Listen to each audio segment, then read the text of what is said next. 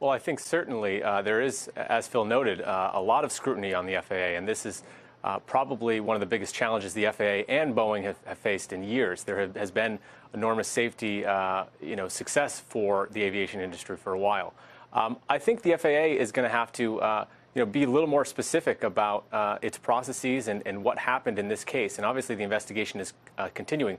But as we reported this morning, there's more details now coming out about the FAA not doing a safety review on changes to the automated system that is now at the center of some of these fatal crash investigations.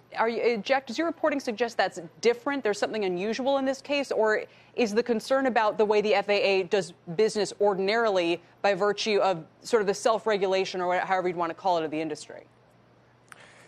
It doesn't seem like in this case there was anything out of the ordinary.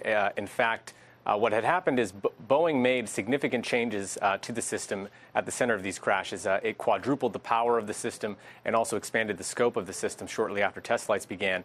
Those changes didn't trigger an FAA review. And so really what the FAA is saying is, listen, our employees were following the rules we have in place. But now I think that raises questions about, rather than being proactive and maybe thinking a bit more creatively about what sort of reviews were necessary, instead they were following more bureaucratic procedures, which have worked in the past, but in this case, it may have been too little. Phil, what is the possible scope of changes to the FAA that are under discussion? Well, that's a very good question. Phil, sorry, go ahead.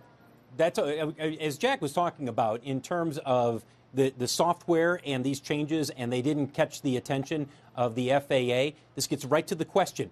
Are the FAA investigators, regulators, not investigators, but those who are in charge of the certification process, are they stringent enough? Are they the ones who are saying, look, have there been any changes here?